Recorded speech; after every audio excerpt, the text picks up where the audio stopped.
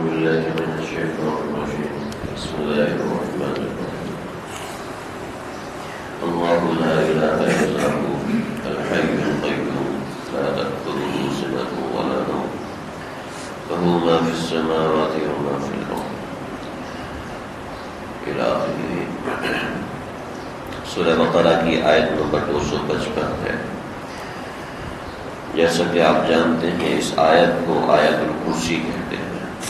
ترجمہ سمجھ لیا جائے. اس آیت کی بہت سے فضائل روایات میں منقول ہیں. اللہ لا الہ الا ہو، اللہ تعالی کی ذات کون سی ہے؟ لا الہ الا ہو، کہ وہ ایسی ذات ہے کہ اس کے علاوہ کوئی الہ نہیں ہے، کوئی عبادت کے لائق نہیں ہے. الحی القیوم، جو کہ زندہ ہے اور قائم ہے.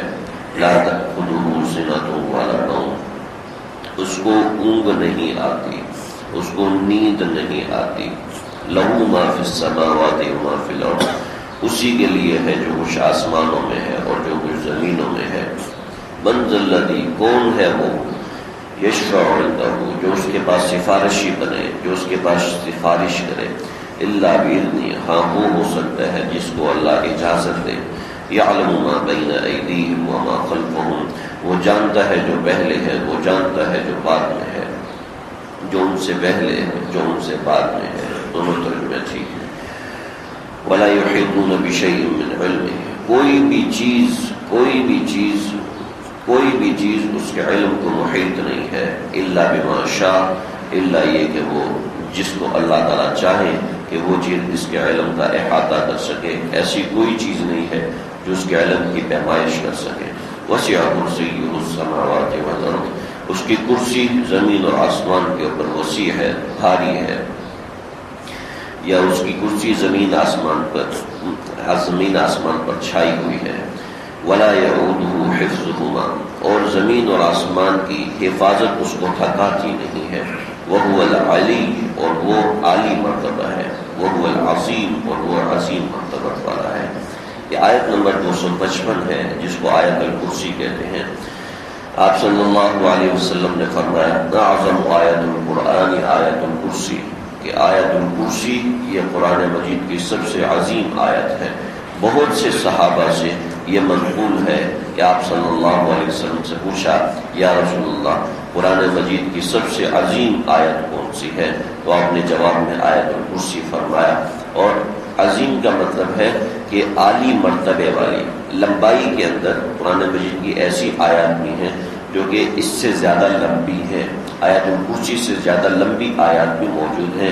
لیکن عظمت اور مرتبت شان کے حوالے سے سب سے بلند مرتبے کی آیت جو ہے وہ آیت الکرسی ہے. آپ صلی اللہ علیہ وسلم نے ایک روایت میں ربع قرآن، یعنی کہ قرآن کا چوتھا حصہ آیت الکرسی کو فرمایا کہ ہر چیز کا دل ہوتا ہے، سورہ بقرہ کا دل آیت الکرسی ہے.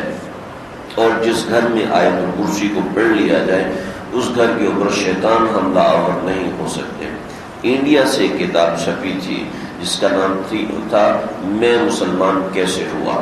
اس میں بڑے تفصیلی حالات لکھے ہیں کہ مجھے یہ ان چیزوں نے مجبور کیا، میں مسلمان ہوا.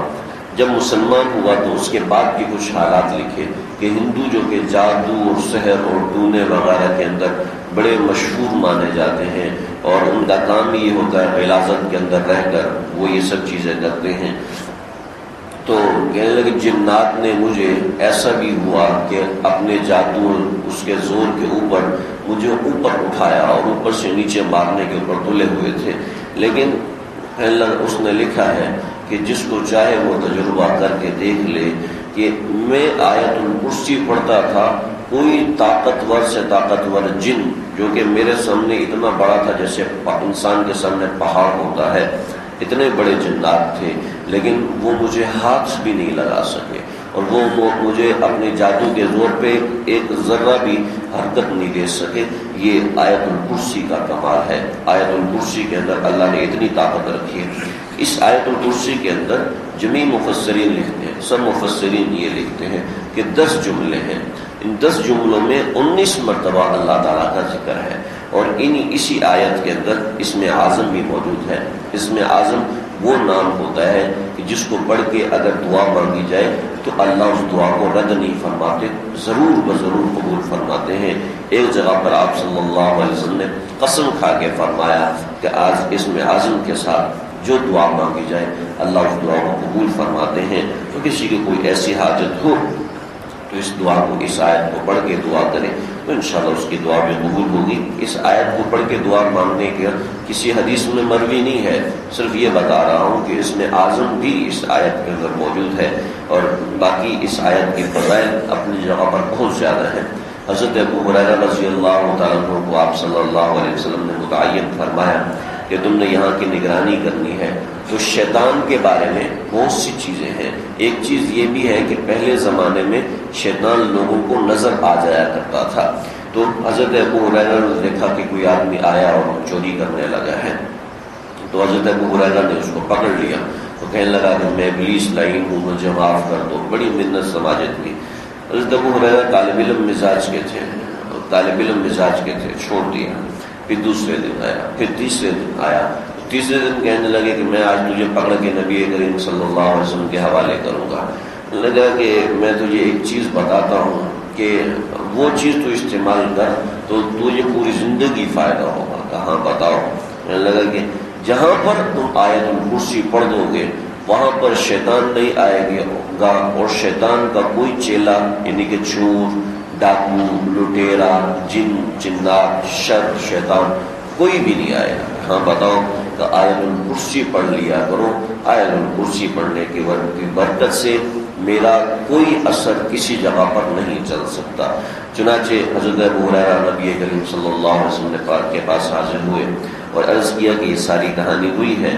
فرمایا کہ ہے تو خبیث اور لعین، ہے تو خبیث کے الفاظ استعمال کیے، ہے تو خبیث لیکن بات اس نے سچی کہی ہے کہ آیت الکرسی پڑھنے میں اتنی برکت ہے کہ کوئی بھی شر اور شیطان حملہ نہیں کر سکتا۔ البتہ بزرگان دین کا تجربہ ہے کہ 7 مرتبہ اگر پڑھ لیا جائے تو انشاءاللہ اس سے جتنا بھی کوئی مسئلہ ہے انشاءاللہ افاقہ ہوگا، اگر ایک بار پڑھنا بھی کافی ہے۔ بہرحال ایک اور فضیلت جو کہ بہت ہی اہم ہے، آپ صلی اللہ علیہ وسلم نے فرمایا جو ہر فرض نماز کے بعد ایک بار آیت الکرسی پڑھ لے اس کے درمیان اور جنت کے درمیان صرف موت کا فاصلہ ہے، کہ مرتے ہی جنت کے آثار شروع ہو جائیں گے۔ تو یہ آیت ہے، اس کے 10 حصے ہیں، 10 کے 10 حصوں میں اللہ نے اپنی عظمت شان کو بیان فرمایا ہے۔ اس کا مقصد صرف یہ ہے کہ اللہ کی معرفت حاصل ہو جائے، کتنی بلند اور عظیم ذات ہے، تعلق اس سے ہونا چاہیے نہ کہ غیر اللہ سے ہونا چاہیے۔ اللہ لا الہ الا ہو، اللہ وہ ہے کہ جس کے علاوہ کوئی معبود نہیں، الحی القیوم جو کہ زندہ ہے اور قائم ہے۔ زندہ جیسے ہم سمجھتے ہیں ہماری حیات ایسی ہے، لیکن ہماری حیات میں اوپر اور نیچے معاملہ ہوتا ہے، لیکن اللہ تعالیٰ کی حیات اس کی شان کے مطابق ہے۔ اس کو کیسی حیات ہے ہمیں معلوم نہیں ہے، لیکن اللہ تعالیٰ کی ذات حیات ہے۔ ہماری حیات اس کے سامنے ایک ذرے کا کروڑواں حصہ بھی نہیں ہے۔ اس کی حیات اس کی شان کے مطابق ہے۔ القیوم، اور وہ ایسی حیات نہیں ہے بلکہ قائم اور دائم حیات ہے، یعنی کہ جس کا وجود ہر جگہ پر ماننا پڑے گا۔ ایک ذرے کے اندر بھی اللہ کی ذات کا وجود آدمی پہچان سکتا ہے۔ پھر اتنی بڑی ذات ہے، وہ اتنا بڑا کام کرتی ہے، لا تأخذہ سنۃ ولا نوم، اس کو اونگ بھی نہیں آتی، اس کو نیند بھی نہیں آتی، اونگ اور نیند سے پاک ہے۔ لہ ما فی السماوات و ما فی الارض، اسی کے لیے ہے جو کچھ آسمانوں میں ہے، اسی کے لیے ہے جو کچھ زمینوں میں ہے۔ من ذا الذی یشفع عنده الا باذنہ، اللہ کے سامنے کوئی بھی کسی کی سفارش نہیں کر سکتا الا باذنہ، ہاں اجازت ہے۔ یہ اللہ تعالیٰ کو کوئی آدمی اپنی سفارش سے مجبور نہیں کر سکتا، لیکن اللہ نے جو سفارش کی اجازت دی ہے تو یہ صرف اور صرف عزت کے لیے دی ہے۔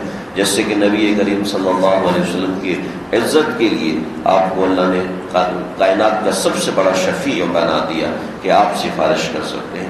پھر اس کے بعد اللہ تعالیٰ نے حافظ قرآن کو مرتبہ دیا کہ بھئی تم 10 کی کر سکتے ہو، پھر عالم دین کو دیا تم 500 کی کر سکتے ہو، 50 کی کر سکتے ہو، 70 کی کر سکتے ہو۔ پھر شہید کو دیا کہ تم 70 کی کر سکتے ہو.